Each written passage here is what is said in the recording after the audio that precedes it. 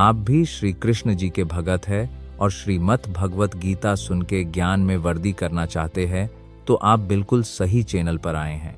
इस संपूर्ण गीता के सारांश संस्कृत के श्लोकों के साथ हिंदी में वर्णित करके और आसान भाषा में समझाया गया है। हे भरतवंशी, देहधारी आत्मा तो सभी के शरीर में सदा अमर रहती है, अतः तुम्हें सभी जीवों के लिए शोक नहीं करना चाहिए। देहि नित्यम अवध्योयम, देह सर्वस्य भर्ता। भूटानी होना, मैं तुम्हारा दोस्त हूं। देहि, भौतिक शरीर का स्वामी। नित्यम, सदा। अवध्य, मारने योग्य नहीं। अयम, यह आत्मा, देहे शरीर में। सर्वस्य, सबका। भारत, हे भरतवंशी, तस्मात्, इसलिए। सर्वाणि, सब। भूतानि, जीव जो जन्म लेते हैं। न, कभी नहीं। त्वम, स्वयं। शोचितुन, शोक करना। अर्हसि, पात्र होना। अनुवाद, हे भरतवंशी, जो शरीर में निवास करता है वह शाश्वत है और कभी मारा नहीं जा सकता, इसलिए तुम्हें किसी प्राणी के लिए शोक करने की आवश्यकता नहीं है।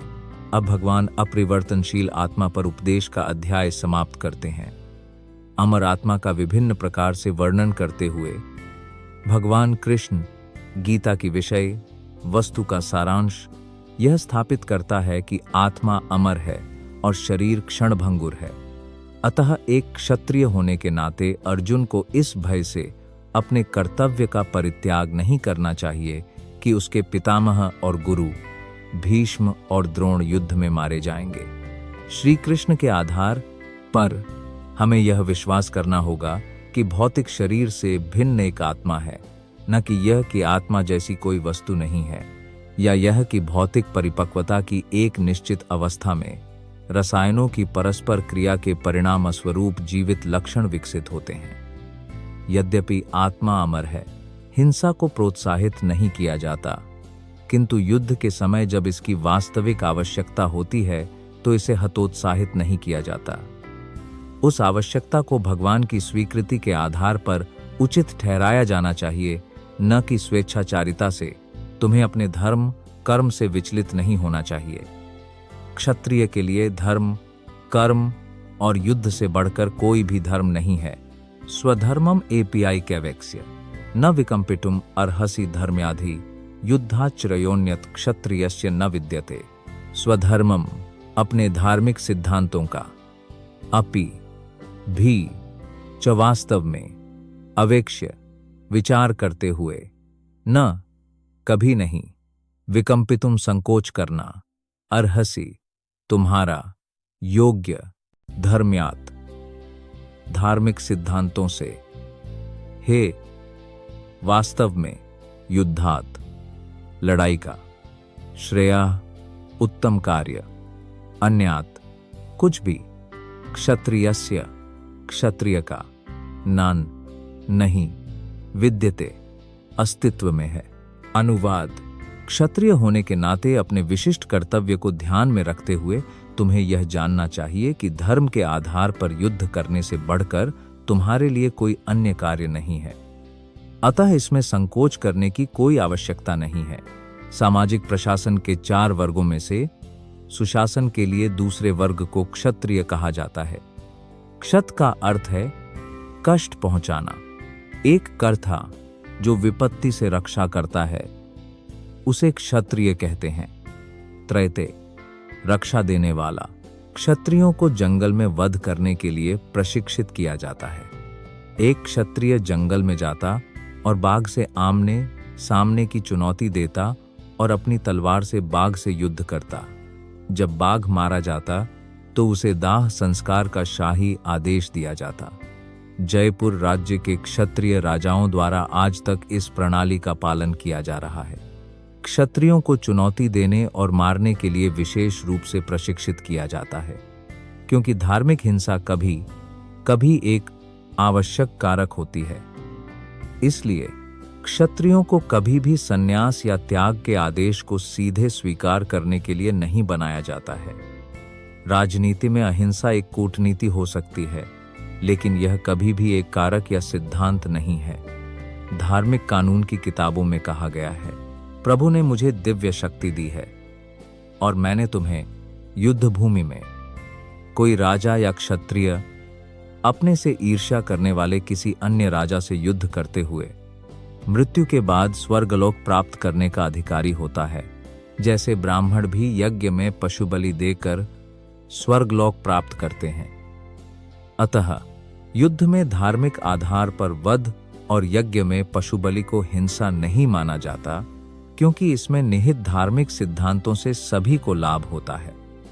बलि दिए गए पशु को एक योनि से दूसरी योनि में क्रमिक विकास प्रक्रिया से गुजरे बिना तुरंत मानव जीवन प्राप्त हो जाता है, और युद्ध भूमि में मारे गए क्षत्रिय भी यज्ञ द्वारा स्वर्गलोक प्राप्त करने वाले ब्राह्मणों की तरह स्वर्गलोक प्राप्त करते हैं।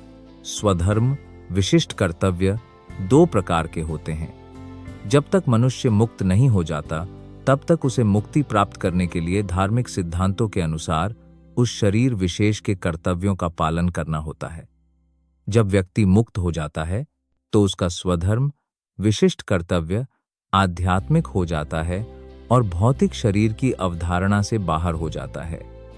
जीवन की शारीरिक अवधारणा में क्रमशः ब्राह्मणों और क्षत्रियों के लिए विशिष्ट कर्तव्य हैं और ऐसे कर्तव्य अपरिहार्य हैं। स्वधर्म भगवान द्वारा निर्धारित है और यह चतुर्थ अध्याय में स्पष्ट किया जाएगा।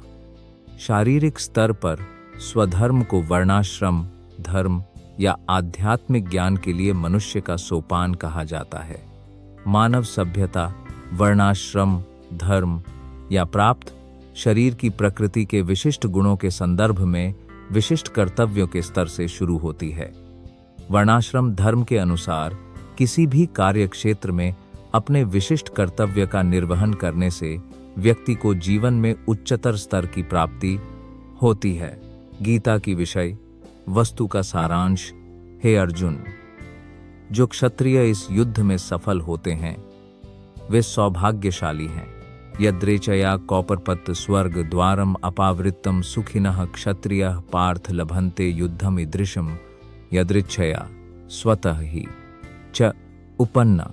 पहुंचा स्वर्ग स्वर्ग, द्वारम द्वार, अपावृतम खुला हुआ, सुखिनः अत्यंत प्रसन्न, क्षत्रियः राजकुल के सदस्य, पार्थ पृथा का पुत्र, लभन्ते प्राप्त करते हैं, युद्धम युद्ध, ईदृशम इस प्रकार। अनुवाद। हे पार्थ, वे क्षत्रिय धन्य हैं जिन्हें युद्ध के ऐसे अवसर अनायास ही मिल जाते हैं और उनके लिए स्वर्गलोक के द्वार खुल जाते हैं। जगत के सर्वोच्च गुरु के रूप में भगवान कृष्ण अर्जुन के उस दृष्टिकोण की निंदा करते हैं जिसने कहा था, मुझे इस युद्ध में कोई लाभ नहीं दिखता, इससे मुझे निरंतर नरक में रहना पड़ेगा। अर्जुन के ऐसे कथन केवल अज्ञानता के कारण थे। वह अपने विशिष्ट कर्तव्य के निर्वहन में अहिंसक बनना चाहता था। एक क्षत्रिय का युद्ध भूमि में होना और अहिंसक बनना मूर्खों का दर्शन है। व्यासदेव के पिता और महर्षि पराशर द्वारा रचित पराशर स्मृति या धार्मिक संहिताओं में कहा गया है, क्षत्रिय वह जो राक्षसों का राजा है, वह जो शस्त्र पाशिनी है। क्षत्रिय का कर्तव्य नागरिकों को सभी प्रकार की कठिनाइयों से बचाना है और इसी कारण उसे कानून और व्यवस्था के लिए उपयुक्त मामलों में हिंसा का प्रयोग करना पड़ता है। इसलिए उसे शत्रु राजाओं के सैनिकों को जीतना होता है और इस प्रकार धार्मिक सिद्धांतों के साथ उसे दुनिया पर शासन करना चाहिए। सभी पहलुओं पर विचार करने पर अर्जुन के पास युद्ध से विमुख होने का कोई कारण नहीं था। यदि वह अपने शत्रुओं पर विजय प्राप्त कर लेता तो उसे राज्य का सुख मिलता, और यदि वह युद्ध में मारा जाता तो उसे स्वर्गलोक में पहुंचाया जाता जिसके द्वार उसके लिए खुले थे। दोनों ही स्थितियों में युद्ध करना उसके लिए लाभदायक ही था। भगवद गीता यथारूप। किंतु यदि तुम यह धर्मयुद्ध नहीं करोगे तो अपने कर्तव्य और यश को त्याग कर पाप के भागी बनोगे। अथ चेत त्वम इमाम धर्म्य संग्रामम न करिष्यासि ततः स्वधर्मम कीर्तिम सिये हित्वा पपम अवापस्यासि। अत इसलिए, चेत यदि, त्वम तुम, इमाम यह है, धर्म्यम धार्मिक कर्तव्य, संग्रामम, लड़ना, न, मत करना, करिष्यसि, करना, ततः, फिर, स्वधर्मम, अपना धार्मिक कर्तव्य, कीर्तिम, प्रतिष्ठा, च भी, हित्वा, खोना, पापम, पाप कर्म, अवाप्स्यसि, प्राप्त करना। अनुवाद। तथापि यदि आप यह धार्मिक युद्ध नहीं लड़ते हैं तो आप निश्चित रूप से अपने कर्तव्यों की उपेक्षा करने के पाप के भागी बनेंगे और इस प्रकार एक योद्धा के रूप में अपनी प्रतिष्ठा खो देंगे। अर्जुन एक प्रसिद्ध योद्धा थे और उन्होंने भगवान शिव सहित कई महान देवताओं से युद्ध करके प्रसिद्धि प्राप्त की। शिकारी के वेश में भगवान शिव से युद्ध करने और उन्हें पराजित करने के बाद अर्जुन ने भगवान को प्रसन्न किया और पुरस्कार स्वरूप पाशुपत अस्त्र नामक एक अस्त्र प्राप्त किया। सभी जानते थे कि वह एक महान योद्धा थे। यहाँ तक कि द्रोणाचार्य ने भी उन्हें आशीर्वाद दिया और उन्हें एक विशेष अस्त्र प्रदान किया जिससे वह अपने गुरु का भी वध कर सकते थे। इसलिए उन्हें कई अधिकारियों से कई सैन्य प्रमाण पत्र प्राप्त हुए जिनमें उनके दत्तक पिता स्वर्ग के राजा इंद्र भी शामिल थे। लेकिन अगर वह युद्ध छोड़ देते तो न केवल एक क्षत्रिय के रूप में अपने विशिष्ट कर्तव्य की उपेक्षा करते बल्कि वह अपनी सारी प्रसिद्धि, अच्छाई और प्रतिष्ठा खो देगा और इस तरह नरक का अपना शाही रास्ता तैयार कर लेगा। दूसरे शब्दों में, वह युद्ध करके नहीं बल्कि युद्ध से पीछे हटकर नरक जाएगा। चाहे आप बदनाम भी हों, लोग आपकी अथाह कीर्ति का बखान करेंगे और जिसका सम्मान किया जाता है उसकी कीर्ति मृत्यु से भी अधिक मूल्यवान है। गीता की विषय वस्तु का सारांश। कथयिष्यन्ति ते व्यायाम संभावितस्य ककीर्ति अकीर्तिम अपयश च भी अपि। ऊपर भूतानी सभी लोग, कथयिष्यन्ति बोलेंगे, ते तुम्हारे विषय में, अव्यम सदैव, संभावितस्य सम्मानित व्यक्ति के लिए, च भी अकीर्तिः कुख्याति मरणात् मृत्यु से भी अधिक, अतिर्यच्यते से भी अधिक हो जाता है। अनुवाद। लोग सदैव तुम्हारी बदनामी की चर्चा करेंगे और जिसे सम्मान मिला है उसके लिए अपमान मृत्यु से भी बदतर है। अर्जुन के मित्र और दार्शनिक दोनों के रूप में भगवान कृष्ण अब अर्जुन के युद्ध से इनकार करने के संबंध में अपना अंतिम निर्णय देते हैं। भगवान कहते हैं, अर्जुन, यदि तुम युद्ध भूमि छोड़ दोगे तो लोग तुम्हारे भागने से पहले ही तुम्हें कायर कहेंगे और यदि तुम सोचते हो कि लोग तुम्हें बुरा भला कहेंगे लेकिन युद्ध भूमि से भागकर तुम अपनी जान बचा लोगे तो मेरी सलाह है कि युद्ध में मर जाना ही तुम्हारे लिए बेहतर होगा। तुम्हारे जैसे प्रतिष्ठित व्यक्ति के लिए बदनामी मृत्यु से भी बदतर है। इसलिए तुम्हें अपने प्राणों के भय से नहीं भागना चाहिए, युद्ध में मर जाना ही बेहतर है। इससे तुम मेरी मित्रता का दुरुपयोग करने की बदनामी से बच जाओगे और समाज में अपनी प्रतिष्ठा खोने से बच जाओगे। अतः भगवान का अंतिम निर्णय यही था कि अर्जुन युद्ध में मर जाए और पीछे न हटे।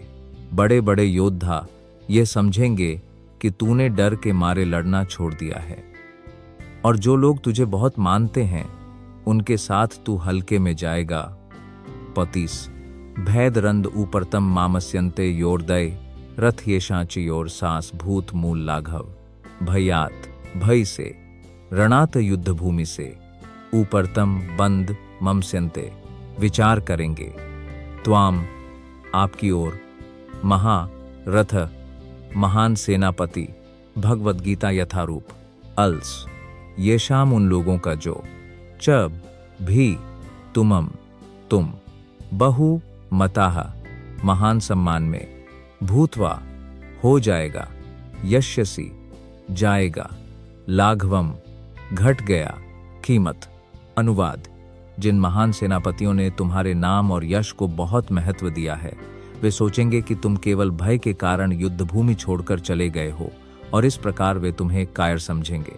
भगवान कृष्ण ने अर्जुन को अपना निर्णय देते हुए कहा, यह मत सोचो कि दुर्योधन, कर्ण और अन्य समकालीन महान सेनापति यह सोचेंगे कि तुमने अपने भाइयों और पितामह के प्रति दया के कारण युद्ध भूमि छोड़ दी है। वे सोचेंगे कि तुमने अपने जीवन के भय से युद्ध भूमि छोड़ दी है और इस प्रकार तुम्हारे व्यक्तित्व के प्रति उनका उच्च मूल्यांकन नष्ट हो जाएगा।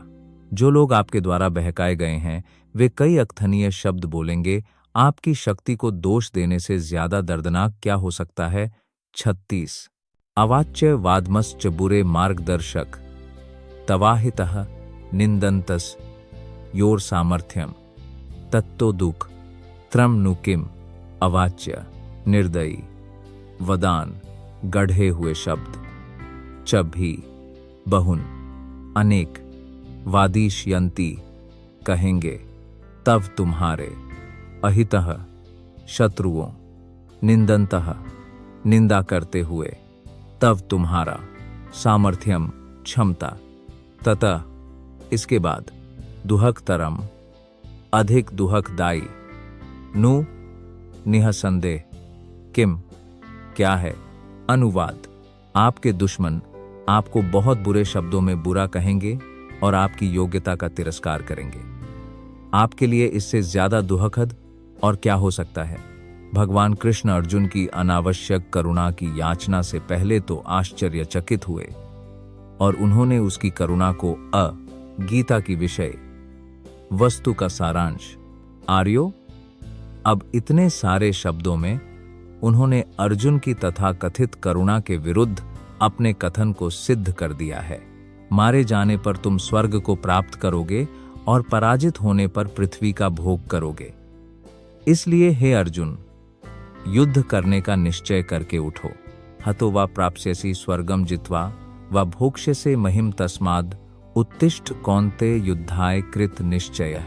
हतः मारा हुआ वा या तो प्राप्स्यसि तुम प्राप्त करो स्वर्गम स्वर्गलोक जित्वा विजय करके वा या भोक्ष्य से तुम भोग करो महिम संसार तस्मात् इसलिए उत्तिष्ठ उठो कौन्तेय हे कुंती पुत्र युद्धाय लड़ो कृत दृढ़ निश्चय निश्चयः अनिश्चितता। अनुवाद हे कुंती पुत्र, या तो तुम युद्ध भूमि में मारे जाओगे और स्वर्गलोक को प्राप्त करोगे या फिर पृथ्वी पर विजय प्राप्त कर उसका राज्य भोगोगे। अतः उठो और दृढ़ निश्चय के साथ युद्ध करो। यद्यपि अर्जुन की विजय निश्चित नहीं थी, फिर भी उसे युद्ध करना पड़ा, क्योंकि वहां मारे जाने पर भी उसे स्वर्गलोक में पहुंचाया जा सकता था। उसने सुख दुहक लाभ हानि जय पराजय में संतुलन बनाए रखा। फिर युद्ध में लगो, तुम्हें ऐसा पाप नहीं लगेगा। 38 सुख दुहखे समय कृत्वा लाभ लाभाऊ जया जाऊ तटो युद्धाया युज्यस्व नैवम पपम अवापस्यासी। सुख सुख दुहखे संकट में समसंभाव में कृत्वा ऐसा करते हुए लाभाभाव हानि और लाभ दोनों में जया जयो पराजय और विजय दोनों में ततः इसके बाद युद्ध है लड़ाई के लिए। युज्यस्व लड़ाई करो ना कभी नहीं। एवं इस प्रकार पापम पाप का फल अवाप्स्यसि लाभ होगा। अनुवाद तुम केवल युद्ध के लिए ही युद्ध करो। सुख दुहक हानि लाभ जय पराजय का विचार न करते हुए ऐसा करने से तुम्हें कभी पाप नहीं लगेगा। भगवान कृष्ण अब सीधे कहते हैं कि अर्जुन को युद्ध के लिए ही युद्ध करना चाहिए, क्योंकि वे युद्ध की इच्छा रखते हैं। कृष्ण भावनामृत के कार्यों में सुख दुहक लाभ हानि जय पराजय का कोई विचार नहीं होता। सब कुछ कृष्ण के लिए ही किया जाना चाहिए। यही दिव्य चेतना है। इसलिए भौतिक कार्यों का कोई फल नहीं होता। जो व्यक्ति अपनी इंद्रिय तृप्ति के लिए चाहे सत्व गुण से या रजोगुण से कर्म करता है, वह अच्छे या बुरे फल के अधीन होता है। किंतु जिसने स्वयं को कृष्ण भावनामृत के कार्यों में पूर्णतः समर्पित कर दिया है। वह सामान्य कर्मों की तरह न तो किसी का हणी है और न ही किसी का हणी। कहा गया है, देवर्षि, भूतप्त, नानाम महल, राजन सर्वात्मा का नेता वही है जो शरणम शरण्यं गतो मुकुंदम परिहृत्य बनाता है, जो कोई भी अन्य सभी कर्तव्यों का परित्याग करके पूर्णतः कृष्ण के शरणागत हो जाता है। हे मुकुंद, वह न तो किसी का हणी रहता है, न किसी का, न देवताओं का, न मुनियों का, न सामान्य जनता का, न स्वजनों का, न मनुष्यों का, न पूर्वजों का। इस श्लोक में कृष्ण ने अर्जुन को यही अप्रत्यक्ष संकेत दिया है तथा आगे के श्लोकों में इस विषय को और अधिक स्पष्ट रूप से समझाया जाएगा। यही मैंने तुम्हें सांख्य में बुद्धियोग का उपदेश दिया है, कृपया इसे सुनो। हे अर्जुन, उस बुद्धि से युक्त होकर तुम कर्म चक्र का परित्याग कर दोगे, यही विहिता सांख्य है। बुद्धिर योग टीवी इमाम सरनु, बुद्ध युक्तो यया पार्थ, कर्म बंधम प्रहस्यसि। ऐसा ये सब ते तुम्हारे लिए अभिहित वर्णित सांख्य विश्लेषणात्मक अध्ययन द्वारा बुद्धि योगे निष्फल कर्म तू परंतु इमाम यह शृणु, केवल सुनो, बुद्धिया बुद्धि द्वारा युक्त संबंधित या जिससे पार्थ है पृथापुत्र, कर्म बंधन प्रहस्यसि, तुम इससे मुक्त हो सकते हो। अब तक मैंने तुम्हें सांख्य दर्शन का विश्लेषणात्मक ज्ञान बताया है। अब उस योग ज्ञान को सुनो जिसके द्वारा मनुष्य निष्काम कर्म करता है। हे पृथापुत्र, ऐसी बुद्धि से कर्म करने पर तुम कर्मों के बंधन से मुक्त हो सकते हो। निरुक्ति या वैदिक शब्दकोश के अनुसार सांख्य का अर्थ है वह जो घटनाओं का विस्तार से वर्णन करता है, और सांख्य उस दर्शन को संदर्भित करता है जो आत्मा के वास्तविक स्वरूप का वर्णन करता है, और योग में इंद्रियों को नियंत्रित करना शामिल है। अर्जुन का युद्ध न करने का प्रस्ताव इंद्रिय तृप्ति पर आधारित था। अपने मूल कर्तव्य को भूलकर वह युद्ध करना बंद करना चाहता था, क्योंकि उसने सोचा कि अपने सगे संबंधियों और बंधुओं को न मारकर वह अपने चचेरे भाइयों धृतराष्ट्र के पुत्रों को जीतकर राज्य भोगने की अपेक्षा अधिक सुखी होगा। दोनों ही प्रकार से मूल सिद्धांत इंद्रिय तृप्ति के लिए थे। उन्हें जीतने से प्राप्त सुख और बंधुओं को जीवित देखने से प्राप्त सुख दोनों ही व्यक्तिगत इंद्रिय तृप्ति पर आधारित हैं, क्योंकि इसमें ज्ञान और कर्तव्य का त्याग है।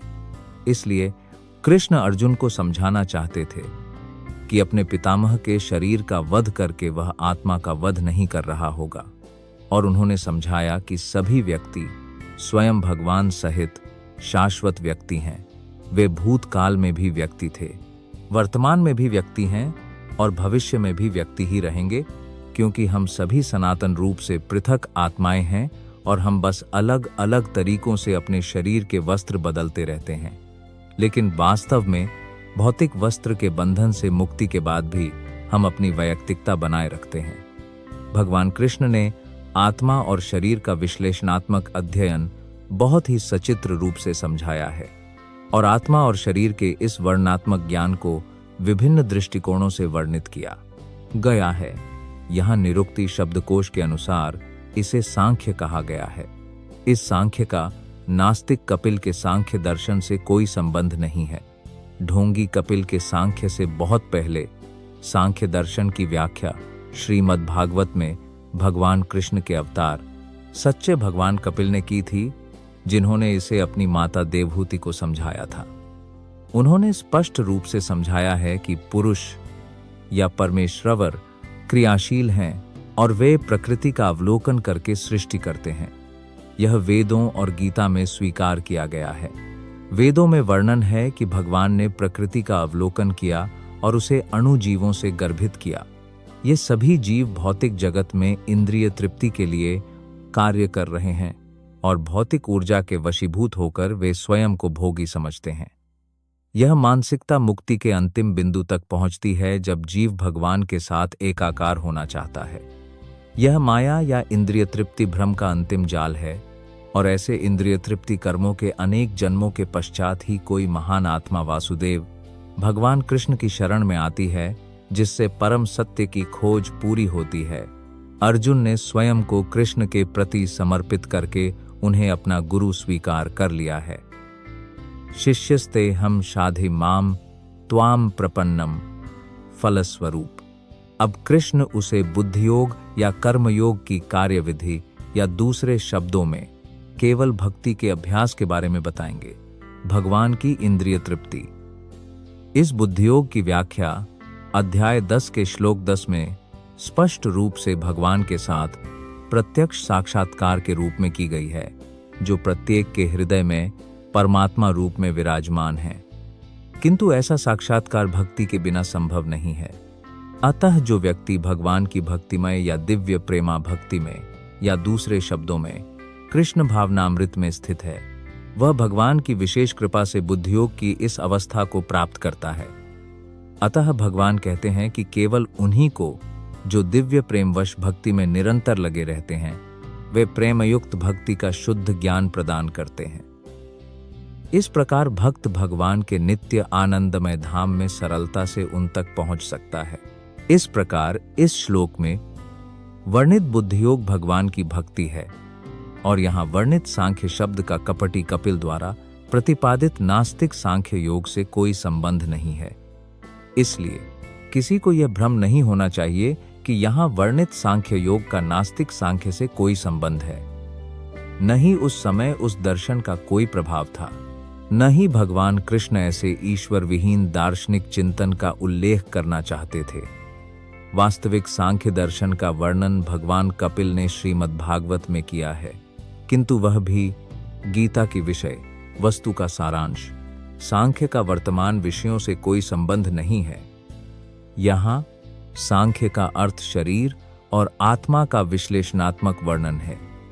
भगवान कृष्ण ने आत्मा का विश्लेषणात्मक वर्णन केवल अर्जुन को बुद्धि योग या भक्ति योग की ओर ले जाने के लिए किया था। अतः भगवान कृष्ण का सांख्य और भगवान कपिल का सांख्य, जैसा कि भागवत में वर्णित है, एक ही हैं। वे सभी भक्ति योग हैं। इसलिए उन्होंने कहा कि केवल अल्पज्ञ वर्ग के लोग ही सांख्य योग और भक्ति योग में भेद करते हैं। बेशक नास्तिक सांख्य योग का भक्ति योग से कोई संबंध नहीं है। फिर भी कुछ अज्ञानी लोग दावा करते हैं कि नास्तिक सांख्य योग का उल्लेख भगवद गीता में किया गया है। अतः मनुष्य को यह समझना चाहिए कि बुद्धियोग का अर्थ कृष्ण भावनामृत में भक्ति के पूर्ण आनंद और ज्ञान में कर्म करना है। जो व्यक्ति केवल भगवान की संतुष्टि के लिए कर्म करता है, चाहे वह कार्य कितना भी कठिन क्यों न हो, वह बुद्धियोग के सिद्धांतों के अनुसार कर्म करता है और स्वयं को सदैव दिव्य आनंद में पाता है। ऐसी दिव्य संलग्नता से, भगवान की कृपा से व्यक्ति स्वतः ही सभी दिव्य गुणों को प्राप्त कर लेता है और इस प्रकार ज्ञान प्राप्ति के लिए बाह्य प्रयास किए बिना ही उसकी मुक्ति अपने आप में पूर्ण हो जाती है। कृष्ण भावनामृत में कर्म और सकाम कर्म, विशेषकर पारिवारिक या भौतिक सुख के रूप में इंद्रिय तृप्ति के मामले में बहुत अंतर है।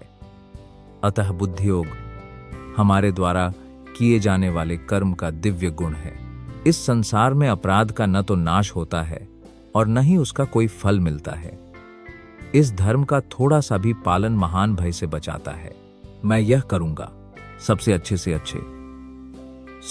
से अच्छे त्रयते महतो भायत, न नहीं है यहाँ इस संसार में अभिक्रम प्रयत्न नाश हानि अस्ति है प्रत्यवय हरास न कभी नहीं विद्यते है स्वल्पम थोड़ा अपि यद्यपि अस्य इसका धर्मस्य इस कार्य का त्रायते मुक्त करता है महतः बहुत महान का भयात संकट से इस प्रयास में कोई हानि या कमी नहीं होती तथा इस मार्ग पर थोड़ी सी प्रगति व्यक्ति को सबसे खतरनाक प्रकार के भय से बचा सकती है। कृष्ण भावनामृत में कर्म करना या इंद्रिय तृप्ति की आशा किए बिना कृष्ण के लाभ के लिए कर्म करना कर्म का सर्वोच्च दिव्य गुण है। ऐसे कर्म की एक छोटी सी शुरुआत भी कोई बाधा नहीं लाती, न ही वह छोटी सी शुरुआत किसी भी स्तर पर नष्ट हो सकती है। भौतिक जगत में आरंभ किया गया कोई भी कार्य पूर्ण होना आवश्यक है, अन्यथा पूरा प्रयास विफल हो जाता है। किंतु कृष्ण भावनामृत में आरंभ किया गया कोई भी कार्य, भले ही वह पूर्ण न हुआ हो, स्थायी प्रभाव डालता है। इसलिए ऐसे कर्म करने वाले को कृष्ण भावनामृत में उसका कार्य अधूरा रहने पर भी कोई हानि नहीं होती। कृष्ण भावनामृत में किया गया 1% भी स्थायी परिणाम देता है। अतः अगली शुरुआत 2% के बिंदु से होती है, जबकि भौतिक कर्म में 100% सफलता के बिना कोई लाभ नहीं होता। अजामिल ने कृष्ण भावनामृत के कुछ प्रतिशत में अपना कर्तव्य निभाया, किंतु अंत में उसे जो फल प्राप्त हुआ वह भगवान की कृपा से 100% था। श्रीमद् भागवतम में इस संबंध में एक सुंदर श्लोक है। त्यक्त्वा स्वधर्मम कारणम भुजम हरेर। भजन बहुत सुंदर है। यात्रा केविय वाभाद्रम अभुद अमुष्य किम को वार्ता एप्टो भजतम स्वद धर्मतः। यदि कोई आत्म तुष्टि के कार्यों को त्याग कर कृष्ण भावनामृत में कर्म करता है और फिर अपना कार्य पूरा न कर पाने के कारण पतित हो जाता है, तो उसे क्या हानि है? और यदि कोई अपने भौतिक कर्मों को पूर्णतः करता है तो उसे क्या लाभ होगा? भाग ईडियन वुडियन 17 या जैसा कि ईसाई कहते हैं, यदि मनुष्य सारा संसार प्राप्त कर ले परंतु अपनी शाश्वत आत्मा को खो दे तो उसे क्या लाभ होगा? भौतिक कर्म और उनके फल शरीर के साथ ही समाप्त हो जाते हैं, परंतु कृष्ण भावनामृत में किया गया कर्म व्यक्ति को शरीर त्यागने के बाद भी पुनः कृष्ण भावनामृत की ओर ले जाता है। कम से कम अगले जन्म में उसे पुनः मनुष्य रूप में जन्म लेने का अवसर अवश्य मिलता है, या तो किसी सुसंस्कृत ब्राह्मण के कुल में या किसी धनी कुलीन परिवार में, जो उसे उन्नति का और अवसर प्रदान करेगा। कृष्ण भावनामृत में किए गए कर्म का यही अद्वितीय गुण है। हे कुरुपुत्र, केवल एक ही बुद्धि है जो व्यापार प्रधान है। अनिर्णायक की बुद्धि अनेक शाखाओं वाली और अनंत होती है। एकेहा कुरु नंदन बहुशाखा है अनंतश्च बुद्धयो व्यवसायिनाम व्यवस्थितमिका दृढ़ कृष्ण भावनामृत बुद्धे एक एकमात्र इहा इस संसार में। कुरु नंदन, हे कुरुओं के प्रिय पुत्र। बाहु शाखा, विभिन्न शाखाएं। ही वास्तव में। अनंत असीमित। च भी बुद्धयः बुद्धि अव्यवसायी नाम, उनकी जो कृष्ण भावनामृत में नहीं है। अनुवाद: जो लोग इस मार्ग पर हैं वे दृढ़ निश्चयी हैं और उनका लक्ष्य एक ही है। हे कुरुवंशियों, जो लोग दृढ़ निश्चयी नहीं हैं उनकी बुद्धि अनेक शाखाओं वाली होती है। कृष्ण भावनामृत में दृढ़ विश्वास कि व्यक्ति को ऊपर उठना चाहिए। जीवन की सर्वोच्च पूर्णता को व्यवसायात्मक बुद्धि कहा जाता है। चैतन्य चरितामृत में कहा गया है, श्रद्धा शब्दे विश्वास कहे, सुदृढ़ निश्चय कृपा भक्ति किले सर्व कर्म कृत है। श्रद्धा का अर्थ है किसी उत्कृष्ट वस्तु में अटूट विश्वास। जब कोई कृष्ण भावनामृत के कर्तव्यों में लीन होता है तो उसे पारिवारिक परंपराओं, मानवता या राष्ट्रीयता के प्रति दायित्वों के साथ भौतिक संसार के संबंध में कार्य करने की आवश्यकता नहीं होती। सकाम कर्म व्यक्ति के पिछले अच्छे या बुरे कर्मों के फलस्वरूप होते हैं। जब कोई कृष्ण भावनामृत में जागृत होता है तो उसे अपने कर्मों में अच्छे परिणामों के लिए प्रयास करने की आवश्यकता नहीं होती। जब कोई कृष्ण भावनामृत में स्थित होता है तो सभी कर्म परम स्तर पर होते हैं, क्योंकि वे अच्छे और बुरे जैसे द्वैत के अधीन नहीं होते। कृष्ण भावनामृत की सर्वोच्च सिद्धि जीवन की भौतिक अवधारणा का त्याग है। यह अवस्था प्रगतिशील कृष्ण भावनामृत द्वारा स्वतः ही प्राप्त हो जाती है। कृष्ण भावनामृत में व्यक्ति का दृढ़ उद्देश्य ज्ञान वासुदेव सर्वम इति स महात्मा सुदुर्लभ, जिसके द्वारा व्यक्ति पूर्णतः जान लेता है कि वासुदेव या कृष्ण ही समस्त प्रकट कारणों के मूल हैं। जिस प्रकार वृक्ष की जड़ का जल स्वतः ही पत्तों और शाखाओं में वितरित हो जाता है, उसी प्रकार कृष्ण भावनामृत में व्यक्ति स्वयं, परिवार, समाज, देश, मानवता आदि सभी की सर्वोच्च सेवा कर सकता है। यदि कृष्ण व्यक्ति के कर्मों से संतुष्ट हैं तो सभी संतुष्ट होंगे। हालांकि कृष्ण भावनामृत में सेवा का सर्वोत्तम अभ्यास एक ऐसे आध्यात्मिक गुरु के कुशल मार्गदर्शन में किया जाता है जो कृष्ण का प्रामाणिक प्रतिनिधि हो, जो शिष्य के स्वभाव को जानता हो और जो उसे कृष्ण भावनामृत में कार्य करने के लिए मार्गदर्शन कर सके। अतः कृष्ण भावनामृत में पारंगत होने के लिए व्यक्ति को दृढ़तापूर्वक कार्य करना चाहिए और कृष्ण के प्रतिनिधि की आज्ञा का पालन करना चाहिए और उसे प्रामाणिक आध्यात्मिक गुरु के निर्देश को अपने जीवन का ध्येय मानना चाहिए। श्रील विश्वनाथ चक्रवर्ती ठाकुर आध्यात्मिक गुरु के लिए अपनी प्रसिद्ध प्रार्थना में हमें निम्नलिखित निर्देश देते हैं। यास्य प्रसादड़ भगवत प्रसादो यस्या प्रसादन्नपि का स्रोत है। ध्यायंस्तुवंस तस्य यशस्त्री संध्याम वंदे गुरु श्री चरा पराविंदम।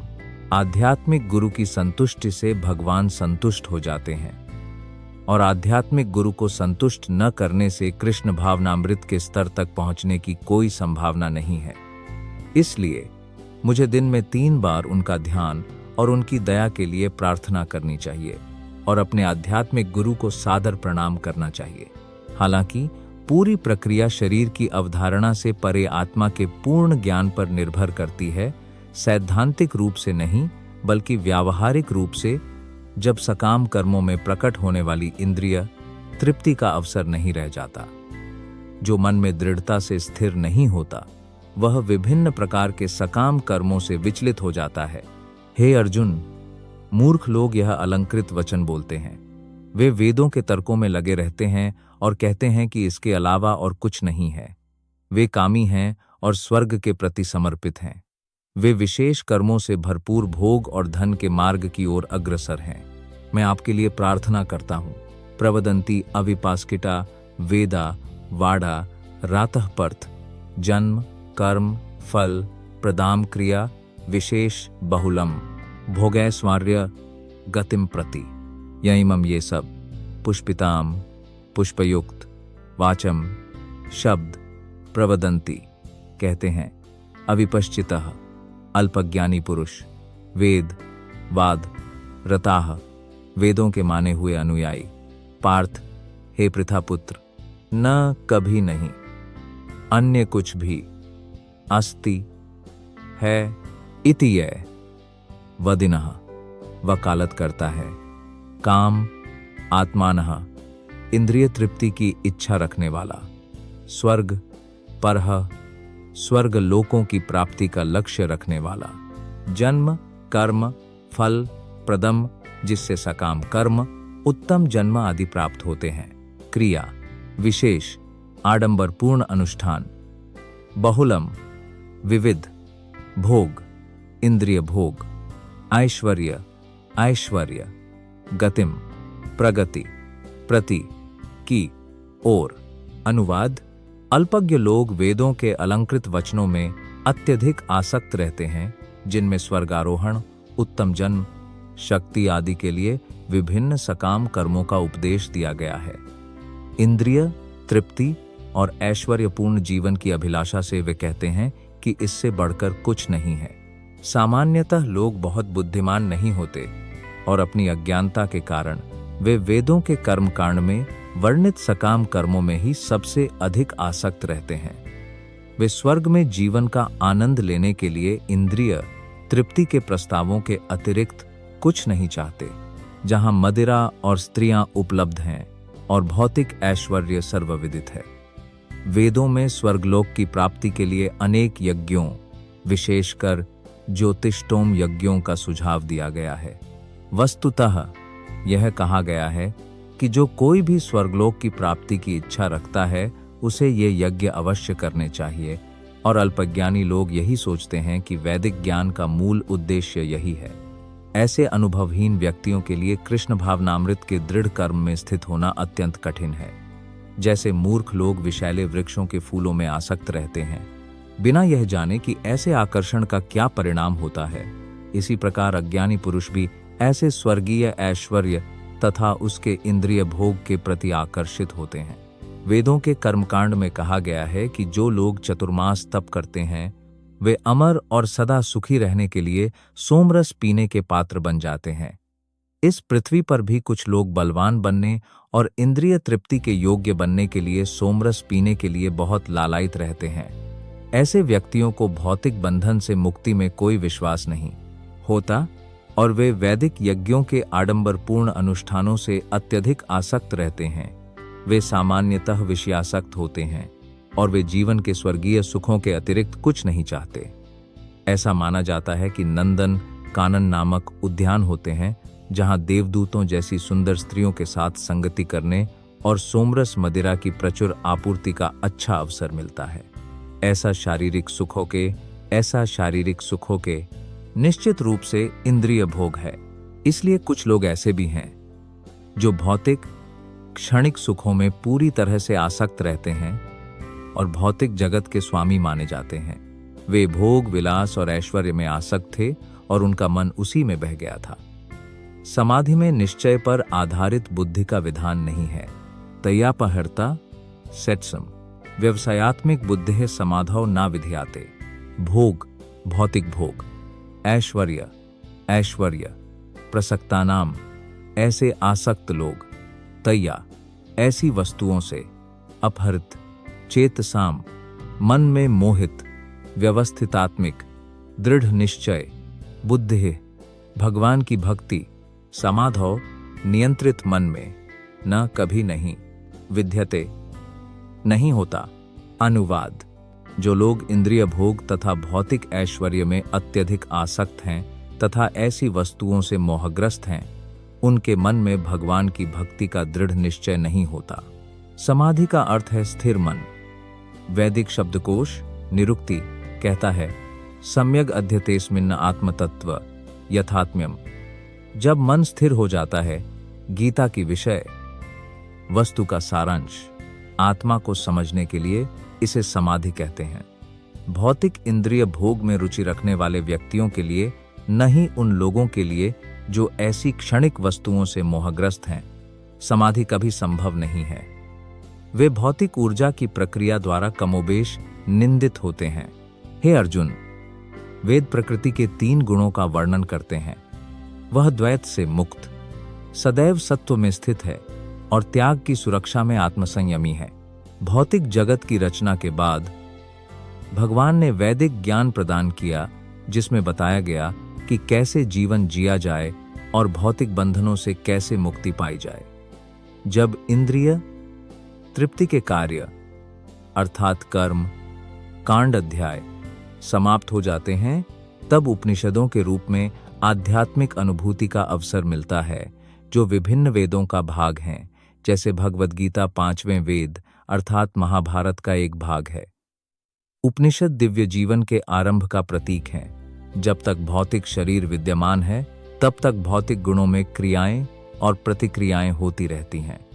सुख, दुहक या शीत, ग्रीष्म जैसे द्वैत के प्रति सहनशीलता सीखनी चाहिए और ऐसे द्वैत को सहन करके लाभ हानि की चिंताओं से मुक्त होना चाहिए। यह दिव्य स्थिति पूर्ण कृष्ण भावनामृत में प्राप्त होती है, जब व्यक्ति कृष्ण की शुभ इच्छा पर पूर्णतः आश्रित होता है। जब सब जगह बाढ़ आ जाए, तब पानी पीने की जो भी उपयोगिता है, वह सब वेदों में उन वेदों को जानने वाले ब्राह्मण के लिए एक समान है। यावन अर्थ उदापने सर्वतः संप्लुटोडके, मैं तुम्हारे लिए दूर से दुल्हन लाऊंगा।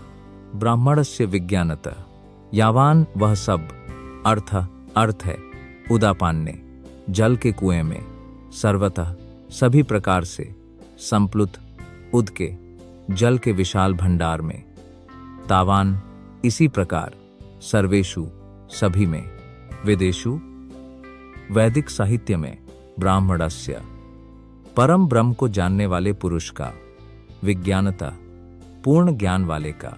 अनुवाद: छोटे से तालाब से जो सारे उद्देश्य पूरे होते हैं, वे विशाल जल भंडार से भी पूरे हो सकते हैं। इसी प्रकार वेदों के सभी उद्देश्य उसी के द्वारा पूरे हो सकते हैं जो उनके पीछे के उद्देश्य को जानता है। वैदिक साहित्य के कर्मकांड में वर्णित अनुष्ठान और बलिदान आत्म साक्षात्कार के क्रमिक विकास को प्रोत्साहित करने के लिए हैं, और आत्म साक्षात्कार का उद्देश्य भगवद गीता के 15वें अध्याय में स्पष्ट रूप से बताया गया है। वेदों के अध्ययन का उद्देश्य भगवान कृष्ण को जानना है, जो सभी के आदि कारण है। अतः आत्म साक्षात्कार का अर्थ है कृष्ण को समझना और उनके साथ अपने शाश्वत संबंध को समझना। जीवों का कृष्ण के साथ संबंध भी भगवद गीता के 15वें अध्याय में वर्णित है। जीव कृष्ण के अंश हैं, इसलिए प्रत्येक जीव द्वारा कृष्ण भावनामृत का जागरण वैदिक ज्ञान की सर्वोच्च सिद्धि है। श्रीमद् भागवतम 3.3.3.7 में इसकी पुष्टि इस प्रकार की गई है। जोहुवुः ससनूर और ब्रह्मानुकुर के नाम पर जोहुवुः ससनूर और ब्रह्मानुकुर नामक एक मैदान है। हे प्रभु, जो व्यक्ति आपके पवित्र नाम का जप करता है, वह भले ही चांडाल कुत्ते खाने वाले जैसे नीच कुल में उत्पन्न हुआ हो, वह सर्वोच्च स्थान पर स्थित है। आत्म साक्षात्कार के मंच पर पहुंचने के लिए ऐसे व्यक्ति को वैदिक अनुष्ठानों के अनुसार सभी प्रकार के तप और यज्ञ करने चाहिए तथा सभी पवित्र तीर्थस्थानों में स्नान करने के बाद वैदिक साहित्य का अनेक बार अध्ययन करना चाहिए। ऐसा व्यक्ति आर्य कुल में सर्वश्रेष्ठ माना जाता है। अतः व्यक्ति को वेदों के उद्देश्य को समझने के लिए पर्याप्त बुद्धिमान होना चाहिए, केवल कर्मकांडों में आसक्त न होकर और उच्चतर इंद्रिय तृप्ति के लिए स्वर्गलोक में जाने की इच्छा नहीं करनी चाहिए। इस युग में सामान्य व्यक्ति के लिए वैदिक कर्मकांडों के सभी नियमों और विनियमों तथा वेदांतों और उपनिषदों के आदेशों का पालन करना संभव नहीं है। वेदों के उद्देश्यों को पूरा करने के लिए बहुत समय, ऊर्जा, ज्ञान और संसाधनों की आवश्यकता होती है। इस युग में यह शायद ही संभव हो। हालांकि वैदिक संस्कृति का सर्वोत्तम उद्देश्य भगवान के पवित्र नाम के जाप से पूरा होता है, जैसा कि सभी पतित आत्माओं के उद्धारक भगवान चैतन्य द्वारा सुझाया गया है। जब भगवान चैतन्य से एक महान वैदिक विद्वान प्रकाशानंद सरस्वती ने पूछा कि वे भगवान वेदांत दर्शन का अध्ययन करने के बजाय एक भावुक व्यक्ति की तरह भगवान के पवित्र नाम का जाप क्यों कर रहे हैं, तो भगवान ने उत्तर दिया कि उनके आध्यात्मिक गुरु उन्हें बहुत मूर्ख पाते हैं और इसलिए उन्होंने पूछा, उन्हें भगवान कृष्ण के पवित्र नाम का जप करने के लिए कहा। उन्होंने ऐसा किया और पागलों की तरह आनंदित हो गए।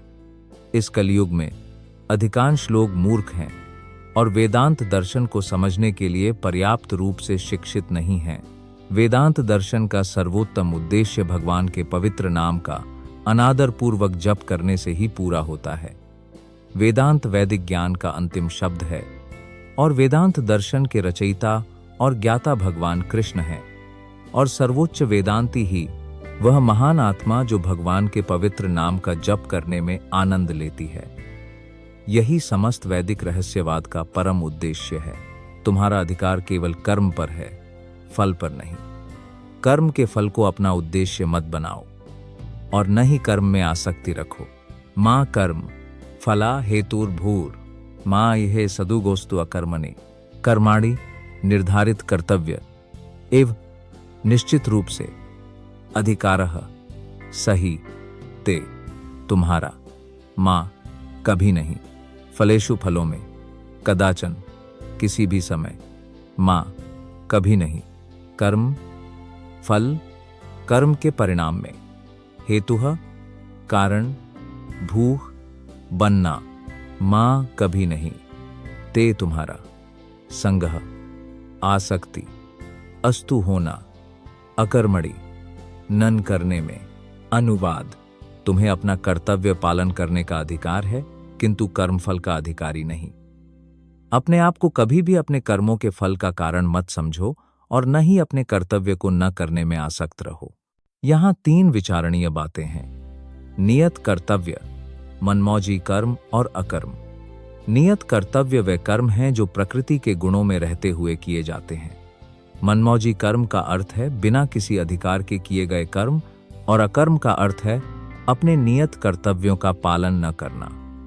भगवान ने अर्जुन को उपदेश दिया कि वह निष्क्रिय न रहे, बल्कि फल की आसक्ति के बिना अपने नियत कर्तव्य का पालन करे। जो अपने कर्म के फल में आसक्त रहता है वही कर्म का कारण भी होता है। इस प्रकार वह ऐसे कर्मों के फल का भोक्ता या भोगी होता है। जहां तक निर्धारित कर्तव्यों का संबंध है, उन्हें 3 उपविभागों में रखा जा सकता है, अर्थात नियमित कार्य, आपातकालीन कार्य और वांछित गतिविधियां। शास्त्रों के अनुसार नित्य कर्म फल की इच्छा के बिना किया जाता है। चूंकि उसे करना ही पड़ता है, इसलिए अनिवार्य कर्म सतोगुणी कर्म है। फलयुक्त कर्म बंधन का कारण बनता है, इसलिए ऐसा गीता की विषय वस्तु का सारांश कर्म शुभ नहीं है।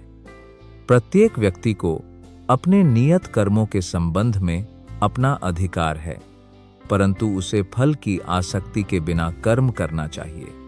ऐसे निष्काम अनिवार्य कर्तव्य निस्संदेह मोक्ष के मार्ग पर ले जाते हैं। इसलिए भगवान ने अर्जुन को फल की आसक्ति के बिना कर्तव्य समझकर युद्ध करने की सलाह दी। युद्ध में उसका भाग न लेना आसक्ति का ही दूसरा रूप है। ऐसी आसक्ति कभी मोक्ष मार्ग पर नहीं ले जाती। कोई भी आसक्ति, चाहे वह सकारात्मक हो या नकारात्मक, बंधन का कारण बनती है। अकर्म पाप है। इसलिए कर्तव्य समझकर युद्ध करना ही अर्जुन के लिए मोक्ष का एकमात्र शुभ मार्ग था। हे अर्जुन, योग में स्थित होकर आसक्ति को त्याग कर कर्म कर। संपूर्णता और अपूर्णता में संभाव रखना समता योग कहलाता है। योग स्थाः कुरु कर्मणि संगम त्यक्त्वा धनंजय सिद्ध्य असिद्ध्यो शामो भूत्वा समत्वम योग उच्यते।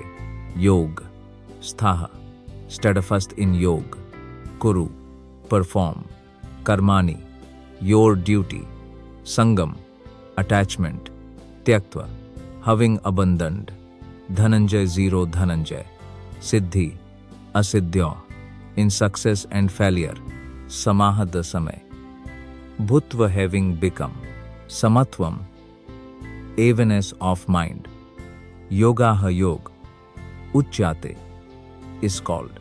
अनुवाद: हे अर्जुन, योग में दृढ़ रहो, अपने कर्तव्य का पालन करो और सफलता या असफलता की सारी आसक्ति त्याग दो। मन की ऐसी समता को योग कहते हैं। कृष्ण अर्जुन से कहते हैं कि उसे योग पूर्वक कर्म करना चाहिए। और वह योग क्या है? योग का अर्थ है सदैव विचलित करने वाली इंद्रियों को वश में करके मन को परमात्मा पर एकाग्र करना। और परमात्मा कौन है? परमात्मा स्वयं भगवान है। और चूंकि वे स्वयं अर्जुन को युद्ध करने के लिए कह रहे हैं, इसलिए अर्जुन को युद्ध के परिणामों से कोई लेना देना नहीं है। लाभ या विजय कृष्ण की चिंता है। अर्जुन को केवल कृष्ण के आदेशानुसार कर्म करने का उपदेश दिया गया है। कृष्ण के आदेश का पालन ही वास्तविक योग है और इसका अभ्यास कृष्ण भावनामृत नामक प्रक्रिया में किया जाता है। कृष्ण भावनामृत द्वारा ही व्यक्ति स्वामित्व की भावना का त्याग कर सकता है। व्यक्ति को कृष्ण का दास बनना होगा या कृष्ण के सेवक का सेवक। कृष्ण भावनामृत में कर्तव्य पालन करने का यही सही तरीका है, जो योग में कार्य करने में सहायक हो सकता है। अर्जुन एक क्षत्रिय है और इस प्रकार वह वर्पाश्रम धर्म संस्था में भाग ले रहा है। विष्णु पुराण में कहा गया है कि वर्पाश्रम धर्म का संपूर्ण उद्देश्य विष्णु को संतुष्ट करना है। भौतिक जगत के नियम के अनुसार किसी को भी स्वयं को संतुष्ट नहीं करना चाहिए, बल्कि कृष्ण को संतुष्ट करना चाहिए। इसलिए जब तक कोई कृष्ण को संतुष्ट नहीं करता, तब तक वह वर्पाश्रम के सिद्धांतों का सही ढंग से पालन नहीं कर सकता। अप्रत्यक्ष रूप से अर्जुन को कृष्ण के कहे अनुसार कार्य करने की सलाह दी गई। हे अर्जुन, बुद्धि का अभ्यास करना कहीं अधिक श्रेष्ठ है। दुहकदायी फल प्राप्ति के लिए बुद्धि की शरण लो। बुद्धि योगात् धनंजय, बुद्धो शरणम अन्विक्चा, कृपणाः फला हिल्वा, दूरेन दूर से त्याग कर, ही निश्चित रूप से, अवरम घृणित कर्म, कार्य, बुद्धि, योगात कृष्ण भावनामृत के बल पर धनंजय, हे धन के विजेता, बुद्धौ, ऐसी चेतना में शरणम, पूर्ण समर्पण, अन्विच्छा, इच्छा, कृपाणः कंजूस, फल, हेतव, जो सकाम कर्म की इच्छा रखते हैं। अनुवाद: हे धनंजय, भक्ति द्वारा अपने आप को सभी सकाम कर्मों से मुक्त करो और उस चेतना के प्रति पूर्णतः समर्पित हो जाओ। जो लोग अपने कर्मों का फल भोगना चाहते हैं वे कंजूस हैं। जो व्यक्ति वास्तव में भगवान के शाश्वत सेवक के रूप में अपनी स्वाभाविक स्थिति को समझ लेता है, वह कृष्ण भावनामृत में कार्य करने के अलावा सभी कार्यों का त्याग कर देता है। जैसा कि पहले ही बताया जा चुका है, बुद्धियोग का अर्थ है भगवान की दिव्य प्रेममयी सेवा। ऐसी भक्तिमय सेवा ही जीव के लिए उचित कर्म है। केवल कंजूस ही अपने कर्म का फल भोगने की इच्छा रखते हैं ताकि वे भवबंधन में और अधिक उलझ जाएं। कृष्ण भावनामृत में कर्म के अलावा सभी कार्य घृणित हैं, क्योंकि वे कर्ता को निरंतर जन्म मृत्यु के चक्र में बांधते रहते हैं।